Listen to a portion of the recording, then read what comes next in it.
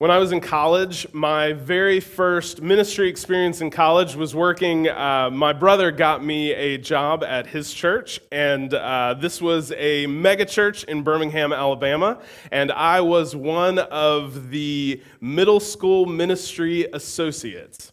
There were 180 6th, 7th, and 8th graders that showed up every Wednesday and Sunday. They stuck us in a floor as far away from the adults as they possibly could, down in the basement. So when you took the elevator down and you opened the door, you were hit with hormones and other things, and it was a very, this was not my experience in churches growing up. When we would go to summer camp, we had to make sure that we rented out the entire summer camp that week, because you can't just drop 180 6th, 7th, and 8th graders on some place that has other things. So there are all of these things, and yet it was exciting, it was interesting, it felt like I was going somewhere and doing something big and important. And then the cracks started to show. And it wasn't, I started to get a little bit disillusioned with what I saw as sort of this kind of factory that would be bringing all of these people in and yet couldn't nurture them, wouldn't disciple them, and as many of them were sort of walking out and walking away from church as we're walking in. And I was struggling. I was struggling in the ministry there at that church, and then an assignment came up in one of my classes that I had to interview the pastor. Wherever I was, I had to interview the pastor. So I called up the pastor's secretary, and I said, I need to schedule an interview, and she gave me a time 8 weeks out from that day. And I said, my paper is due 3 weeks from that day, from today, and she said, he's completely booked up, you can't see him. So I asked the professor, there's 7,000 ministers on staff, could I just pick another one? She went, no, you need the senior pastor. So she gave me an extension so that I could get 8 weeks later, 6 weeks later, whatever, 15 minutes with this guy. So I go in and I sit down in his fancy office, and I'm ready, because look, I'm 20. He is a pastor who every week speaks to close to 4,000 people. Like it took me 2 months to get in and see him. He must have just pearls of wisdom ready to give me. So I have my questions ready to go. And it was the first one when I started to worry that this may be not what I anticipated it being. Because I imagined I would ask him a question and he'd just start talking and I'd just be furiously writing, just furiously going, all these pearls of wisdom just dropping, and I'm just picking them all up and a better person. And so the first thing I said, thank you so much for meeting with me. He said, sure, absolutely, happy to do it. And I said, so I'm really fascinated with this many people. Whatever you feel comfortable sharing, would you tell me about your prayer life? What kind of prayer life do you have so that you don't, sort of get swept away by this? And he's quiet for a second. He goes, I pray. And he doesn't say anything else. I go, I figured. What? Could you tell me about your prayer life? And he goes, I pray. Okay, let's move on to the next one. So just write down pray. And so it went on like this. I said, okay, well, tell me about, obviously you lead this huge staff. What kind of leadership lessons have you learned? And here's what he said to me. He said, you can't have Christian leadership without leading. Period. He stops talking. So now I'm just writing it down so he doesn't get his feelings hurt. And I'm really worried about the paper I'm going to have to write later based on this. And these questions go like this, and we get to the one that I finally had to stop is I wanted to know about pastoral care. How do there was a full-time minister of pastoral care. There were 2 part-time ministers under that guy.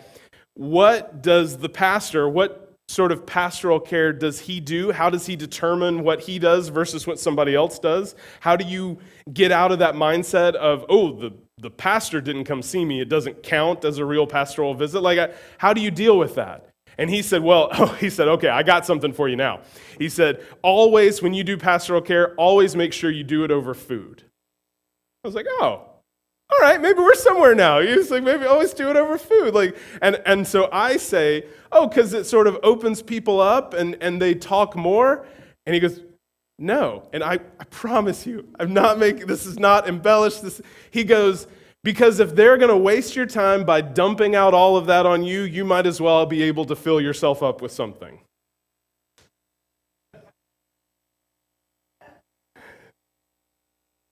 I'm not going to write that down. I don't feel it. So I leave. I go straight from his office to my advisor's office. And I say, I can't be a religion major anymore. And she goes, she used to dealing with 19, 20, 21-year-olds who are passionate about everything, goes, okay, do you want to tell me why? And I explain, and I say, look, if this is what ministry is, I thought that I wanted to be a part of it. This is not what I want. This is ridiculous. I already know this is ridiculous. I don't want any part of this. I don't think Jesus is in this attitude, and I don't want any part of this. And she goes, okay, well, maybe, and I'm just talking out loud here, maybe you don't want to change majors, you want to change churches. And I said, well, I don't know where to go. And she said, next semester you have your internship. I know the right person to put you with. So I moved on from this pastor, Pastor A, to Pastor B. Pastor B had a church of about 300 and had a doctorate, cared deeply about books.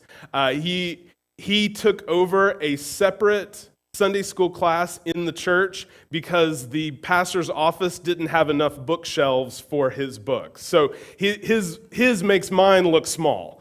And he introduced me to this whole different way of doing ministry. He talked about caring for people, about leading with prayer, about being humble enough that you don't always have to have the last word. Even if the other person is wrong, you don't have to one-up them and show them. He talked about how everything's going to work so much slower than you want it to. You're going to know the right answer. You're going to see the right answer. But if you go fast, you'll be the only one going, and you won't actually be leading people. He talked about how essential it is that Jesus is the center of everything that you do. And what was so meaningful and helpful wasn't that he gave me a list of rules. He didn't give me a list of, here are the 15 things that you have to do, you check them off, and you're good to go. What he did was he introduced me into a different way of being. It only worked, that internship, because I spent 3 days a week with him. And I walked with him into hospital rooms and I saw what he did. And I was there on Sunday morning and I saw all the work that he had put in the week lead into the sermon that he preached. I was with him in committee meetings when he would get mad at people for being dummies, and then he would talk to me later about, shouldn't have said that. Shouldn't have said that. They deserved it, but I shouldn't have said it. And he modeled a completely different way of being, a way I had no framework for. I had never seen it done like that. I couldn't have even imagined it was done like that. But it took more than just rules. It took the whole relationship in order for that to happen. This morning, we are wrapping up our short sermon series on the first half of the life of Moses. And what we are talking about this morning are the 10 Commandments. Now, my guess is you probably don't spend a lot of time thinking about the 10 Commandments. I don't know, maybe you do. Maybe it's your favorite thing to talk about with people. But my guess is you probably don't think about it very much, and if you do, your opinion is not very dynamic. I am pro the 10 Commandments. What do you think about the 10 Commandments? I'm for them. I think they're great. I like them.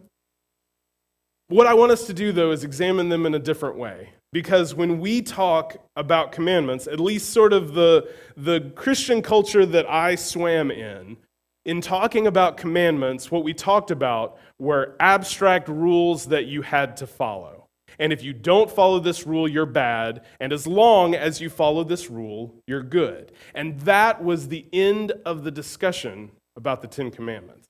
And what I want us to imagine today is, what if that's true, but that's not nearly enough for what God has for us to understand about what these 10 statements mean. So, like I said, we are wrapping up the first half of Moses' life. We talked the first week about all the incredible women who helped to shelter, protect, and bring Moses into the world when Pharaoh was threatening murder against all Hebrew male babies. And all of these different women, including Pharaoh's own daughter, who helped bring Moses into life and helped bring him into Pharaoh's household. We then talked about the powerful encounter that Moses had with God in the burning bush and God's call to Moses to do and be different than he was before, to imagine what God could do and how God could use him in such powerful ways. Last week, we talked about the plagues leading up to the Passover, and we talked about how each of the plagues is one of the ways in which God was breaking the story that Pharaoh and all of the Egyptians, and honestly, all of the Hebrew slaves knew about the world, quote unquote knew. We know the world works this way. Every plague breaks one of those statements that they know. This is exactly how the world works. Pharaoh is the God among gods who is living among us. And it's broken. That's not true. All of these things breaks so that there is the possibility for new life, the possibility for a new way of understanding. All of that leads to the plague of the firstborn son and the Passover, where the angel of death came over, and any who had blood on their doorposts, the angel of death passed over and didn't kill the firstborn son. Even Pharaoh's own son died. Pharaoh sends the Hebrew people out and says, "Go, get away from me." They start to go away. Pharaoh changes his mind, and he and his armies come after. They are heading and trapped between the Red Sea and Pharaoh's armies. And Moses says, "God, what are you doing?" And God says, "Walk." So he walks, and the sea parts, and the Israelites walk across on dry land. The Egyptians come after, and God says, "Turn around." So they turn around, and they see the waves sweep away the Egyptian. They go on in God's presence. Now, in the next 3 months, here's what happens. They can't find any water, and God miraculously turns bitter water into good water.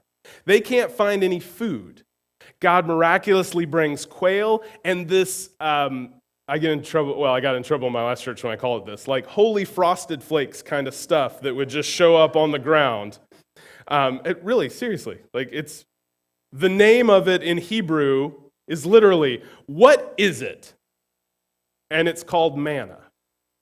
And God gave instructions that every single day there's going to be this stuff on the ground. Gather up enough for the day. Any extra that you gather up, like a Sam's Club size portion, it's going to spoil. It's just going to spoil. You gather up enough for the day. But on the Sabbath, the day before the Sabbath, you gather up enough for 2 days. You'll be good. God does that too. Then all of a sudden, enemies show up. All of these slaves have to be organized into an army that repels these enemies. Then they start to have conflict among themselves as they're all figuring out what's going on. Everybody's showing up to Moses, asking questions, trying to figure out, how do we live? What do we do? All of this happens and more within the first 3 months that they are out of Egypt. And it only takes a month and a half before it's recorded that the Hebrew people who have seen all of this miraculous stuff go, being in the desert really is awful. You know what was awesome? Slavery. That's where we should go. We should go back. Egypt was amazing. That's where we should go back. See, the Hebrew people don't have a sense yet of who God is, of the power and nature and character of who God is, and the ridiculous invitation that God is giving to them. So we come to the chapter before what we're talking about today, where they are camped, Mount Sinai, God's holy mountain. And there is this huge pillar and cloud. The presence of God is on the mountain, and it is terrifying. God gives instructions to Moses saying, don't let the priests or any of the people come close to the mountain. They will die. Only you and Aaron, your brother, can come. That's it. So all of the people see this ridiculously powerful scene and see Moses walk up, and then we get our scripture for today. It is Exodus chapter 20, starting in verse 1. If you would like to follow along, there should be a pew Bible either under your seat or the seat in front of you, or you are invited to simply listen. Exodus chapter 20, starting in verse 1. And God spoke all these words, saying, I am the Lord your God who brought you out of the land of Egypt, out of the house of slavery. You shall have no other gods before me. You shall not make for yourself a carved image or any likeness of anything that is in heaven above, or that is in the earth beneath, or that is in the water under the earth. You shall not bow down to them or serve them, for I, the Lord your God, am a jealous God, visiting the iniquity of the fathers on the children to the third and fourth generation of those who hate me, but showing steadfast love to thousands of those who love me and keep my commandments. You shall not take the name of the Lord your God in vain, for the Lord will not hold him guiltless who takes his name in vain. Remember the Sabbath day to keep it holy. 6 days shall you labor and do all your work, but on the seventh day is the Sabbath to the Lord your God. On it you shall not do any work, you or your son or your daughter or your male servant or your female servant or your livestock or the sojourner who is within your gates. For in 6 days the Lord made heaven and earth, the sea and all that's in them, and rested on the seventh day. Therefore the Lord blessed the Sabbath day and made it holy. Honor your father and mother, that your days may be long in the land that the Lord your God is giving you. You shall not murder.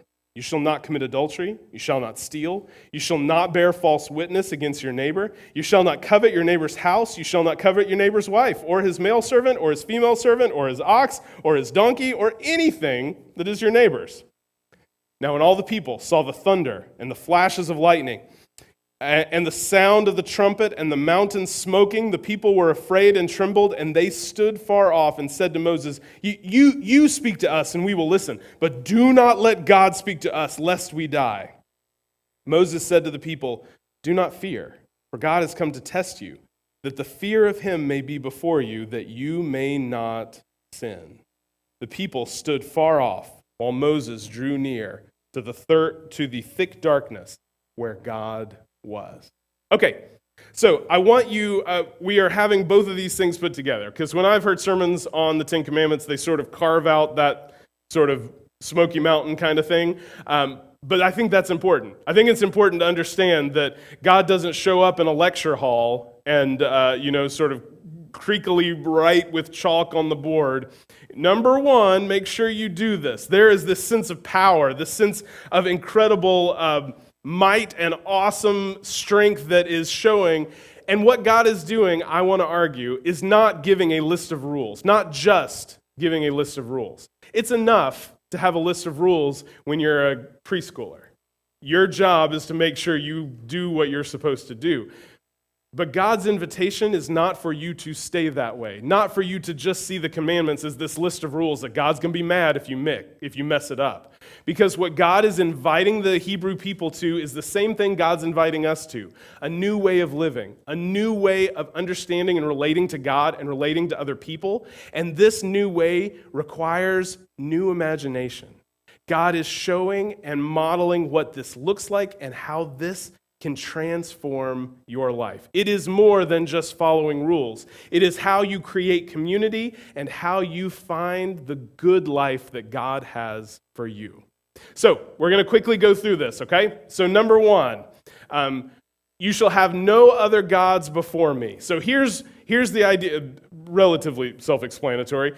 In a world and in a culture where they have lived for as long as any of them can remember, in Egypt, where there are multiple gods doing multiple things with multiple powers, God is saying, I am it. If you are going to be in relationship, in covenant, in connection to me, the relationship is just with me.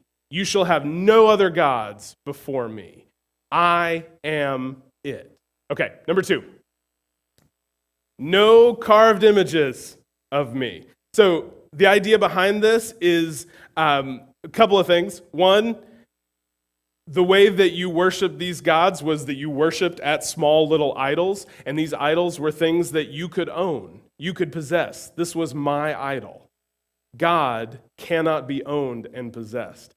In the first commandment, God draws near. This huge God on the mountain that can zap you with lightning and do all this incredibly powerful, awesome stuff has decided to come near to us. I want to be in relationship with you. But the second commandment says, not in a relationship that you possess and control. You don't decide and dictate to me. I am still God. Number 3. Don't take the Lord's name in vain. What I want to argue is this is less about having a potty mouth, and this is more about what you, as a follower of God, claim that God supports, claim that, what do you put the God label on? And this suddenly becomes a lot more dicey than just knowing, here's a list of words I'm not supposed to say because God's mad if I make these particular sounds in this particular way. Over here, your option is, God cares deeply about what you say God blesses. This is the kind of thing that God does and God blesses. You don't do that lightly because people will believe you. And people will believe this lesser, gross stuff actually represents God. Don't take God's name in vain. Okay, number 4. Remember the Sabbath and keep it holy. Okay? We've talked about this ad nauseum. You will hear it more and more from me. This is the longest commandment. And God knows people when he explains in detail, okay, you take the Sabbath off, your family takes the Sabbath off, the people who work for you take the Sabbath off, your animals take the Sabbath off. If random strangers, literally, are wandering through your house, you can't make them work on the Sabbath, right? Tell me this is not a God who understands human nature. Like, well, yes, I'm taking the Sabbath off, but this guy's gonna wash the dishes and it'll be fine, right? You trust that God created the world and kept everything going before you were around, you can take a day off. God's probably got it covered if you don't work today, right? This is you being in right relationship with him and understanding that your productivity isn't necessary for God's kingdom to thrive. All right, number 5, honor your father and mother. Some parental relationships are very challenging and frustrating. Some parental relationships are delightful. Honor doesn't mean that you have to celebrate. It doesn't even technically Hebrew-wise mean that you have to love, but you are called to honor. You give the proper respect to those who helped bring you into the world. This is also pragmatic for a people wandering in the wilderness as they care very deeply about lineage and care very deeply about making sure that family lines are careful and that reproduction happens abundantly so that God's people can continue. We'll see that again in a little bit. Okay, that's number 5. Number 6, do not murder. It doesn't say don't kill. It says don't murder. Don't wrongfully take the life of somebody else. Now, we could spend years arguing about what wrongfully taking the life of somebody else means. People do that all the time. It's a whole little thing you can go down. But the big idea is that you don't get to play God. It is not in your purview or power to decide when other people's life is ended. You aren't God. The commandments, as you've seen with Sabbath, with these things, are placing us in the right relationship and the right place so that, not just so that God doesn't get mad at us, but so that we can thrive. You don't thrive as a person who goes around murdering people.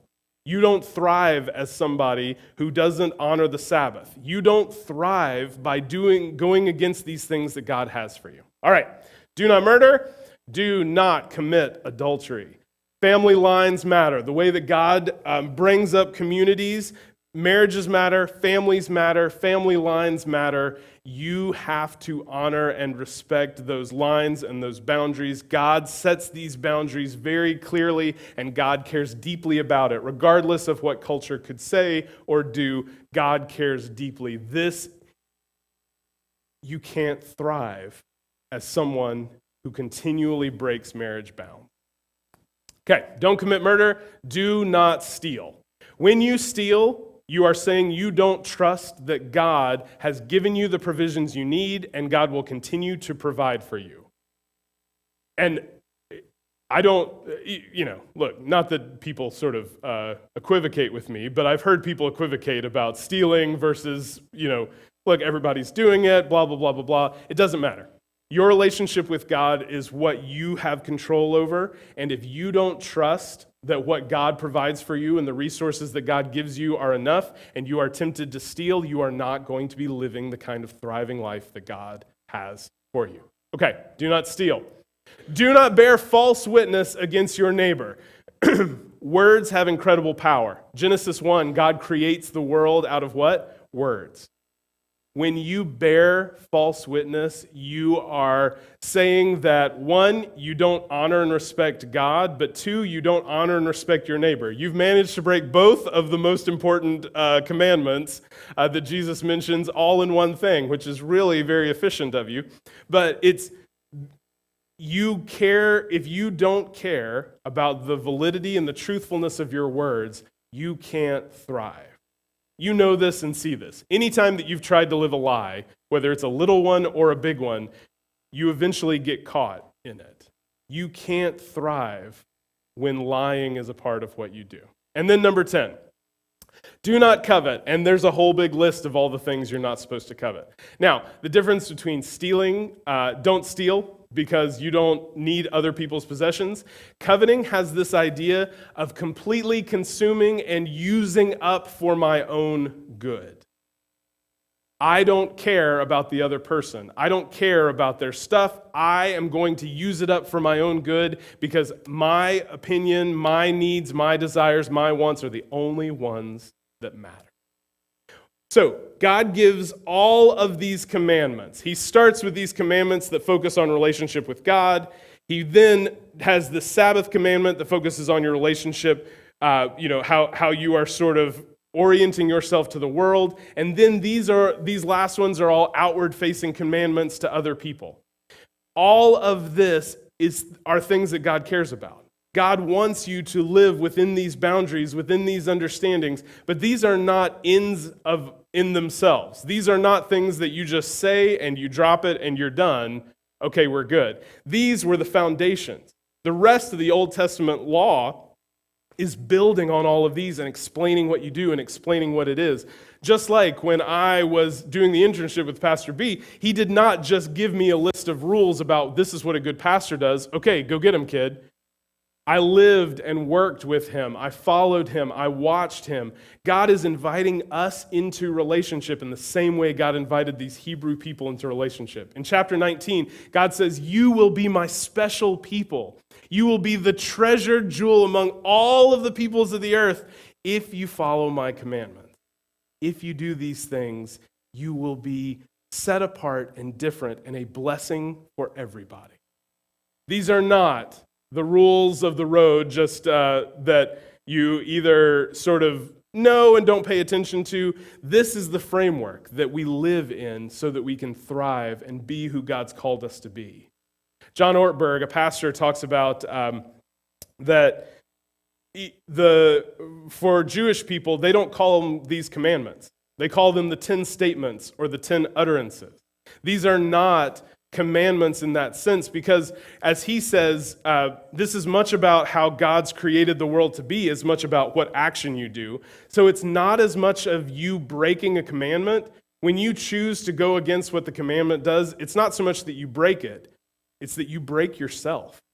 You break who you were intended to be and how God made you to be. So if we want to thrive, if we want to be the people God's called us to be, if we want to live in the kind of harmony and peace and joy, experiencing the fruit of the Spirit God has for us, this is the foundation. This is the beginning point. This is the blueprint that then helps us to make sense of what God has for us. It is not just a list of rules that we sort of statically check off when we go, okay, I haven't stolen anything today, go me. It is the beginning and the framing of relationships so that we can live and be who God has called us to be, so that we can truly know who we are. Would you pray with me?